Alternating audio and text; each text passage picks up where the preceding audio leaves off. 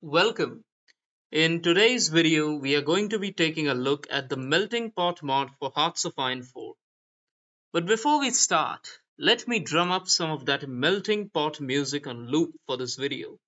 Portofino 1 is the theme song for Melting Pot, and let's begin. So Melting Pot is a combat and story focused mod that takes place in a chaotic 2001 where the world is on the edge.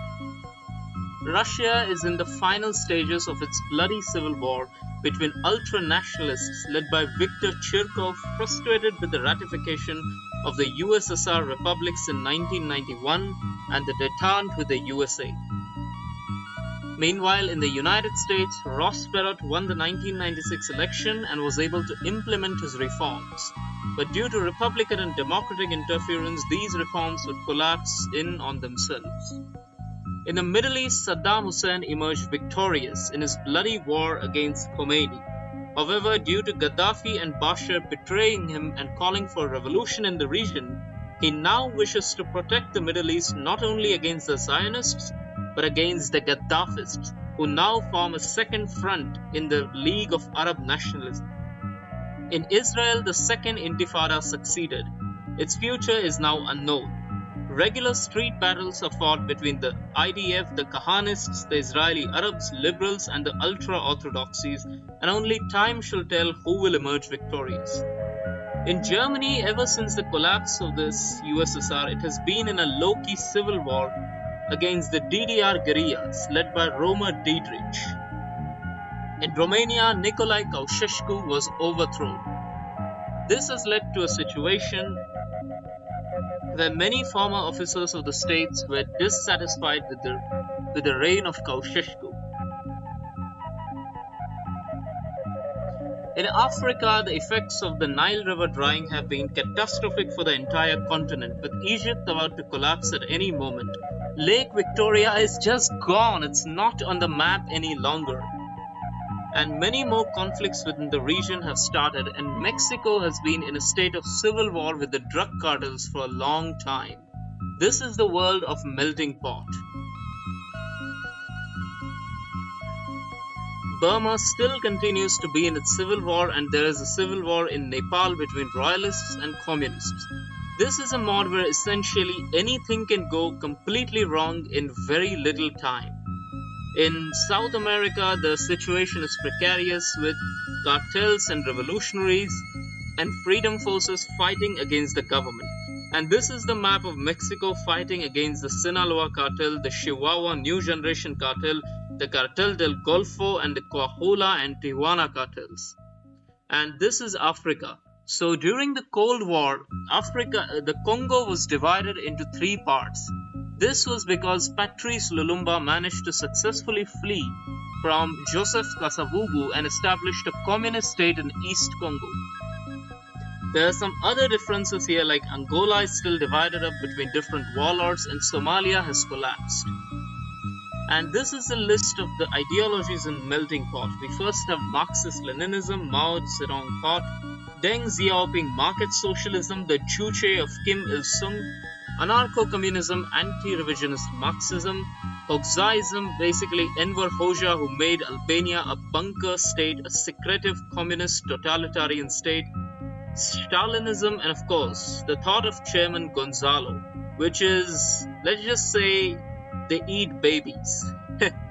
And then we got democratic socialism, reformist Juche, which is kept in secret by some members of the North Korean state, left-wing nationalism, Euro-communism, which is promulgated by the Italian communists and the Spanish communists, agrarian socialism, market socialism, then Islamic socialism, and left-wing Baathism under Assad, which wants a more left-wing secularist and revolutionary Baathism.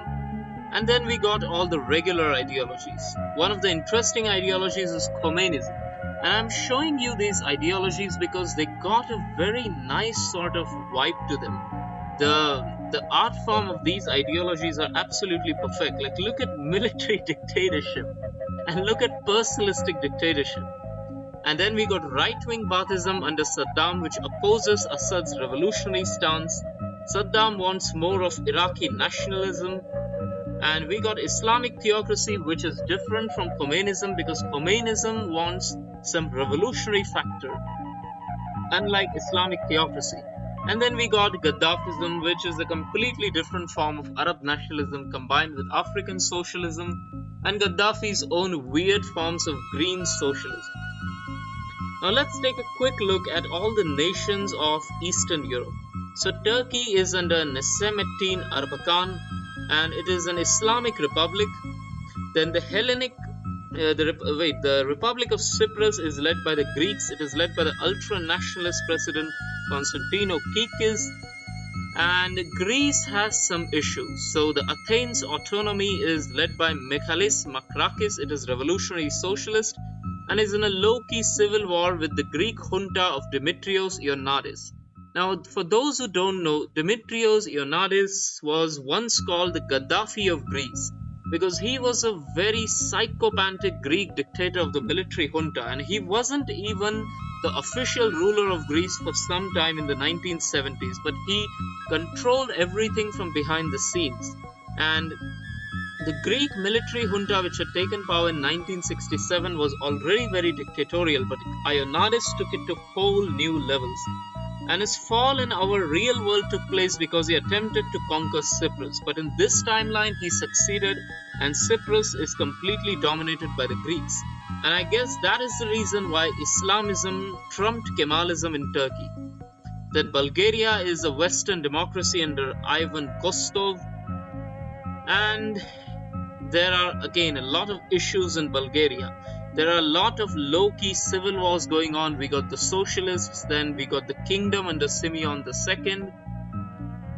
And Greece has some additional paths that it can take. It can go a Western democracy, socialist, anocracy, or revolutionary socialism. And there was a crippling economic crash in 1999 and the Nile crisis, which caused millions of refugees. And then we move on to a mega teaser which shows the Balkans. So I won't really go very much in depth in this, but let me just show you all of the different nations in this. So Slovenia is a Western democracy, but it is witness to a catastrophe, the collapse of Yugoslavia. Then Croatia is a Western democracy, and the looming Serbian eagle is causing a rising in Croatian nationalism under the Ustasha to oppose the Serbians. Bosnia is a despotic dictatorship. Serbia is led by Milan Babic, and Belgrade completely dominates Serbia. Serbia is a state for the Serbs. Then the Republic of Srpska is a small warlord statelet in Bosnia, which is made up of those Serbs who live in Bosnia, and it is an ultra-nationalist nation led by Radovan Karadzic. Then the Federal Republic of Serbia is led by Slobodan Milosevic. And then we got the People's Socialist Republic of Albania, which is still ruled by the followers of Enver Hoxha and Macedonia. And finally, we got a teaser for Western Europe. So let's go over the juicy details of Western Europe. So first is France. So France has its own civil war going on. The French government is led by Jacques Chirac and it is a Western democracy. But then France has some issues. There are some revolutionaries who are running amok in France. There are socialists under Arlette Laguerre. And Ireland again has a lot of paths that it can take. This mod is a one of a kind. I've never seen a mod which is focused on the early 2000s and which is only focused on that. The problem with some mods like Millennium Dawn is that they stretch themselves too thin. Don't get me wrong, I love Millennium Dawn, but I just love this mod for its aesthetic of early 2000s. It perfectly encapsulates what I felt when I was a kid. And yet it is different enough. There are various different warlords, there are various different paths, and basically anything can go wrong in the world at any point. And that is it for Melting Pot, a mod which basically tells us what if the Cold War went wrong, and what if 2001 was radically different than what we got. So check out the mod. I've given the Discord link to the mod in the stream, and I've given the Discord link to the mod in down below in the description. And the good thing about this mod is that if you join the Discord, then you will see that the devs are working on it quite diligently, and they regularly make live streams of themselves actually playing the mod. So that does wonders to improve the morale of the mod's fans, because you see that they are actively working on the mod. And by the way, Italy is divided into two. The northern Italy is led by Giovanni Scuderi, revolutionary socialist, and southern Italy is an authoritarian dictatorship under Mino Martinazzoli. So this happened because the Italian communists probably won the civil war. There was piano solo or something like that. I'm not 100% sure. And at that time, there was a ceasefire in Italy. And of course, as I mentioned before, if anyone wants the music, it's Portofino1. And yes, so please subscribe to Literally Nothing Yet. Check out the mod's Discord for regular updates, and see you. Please subscribe to Literally Nothing Here. A lot of you aren't.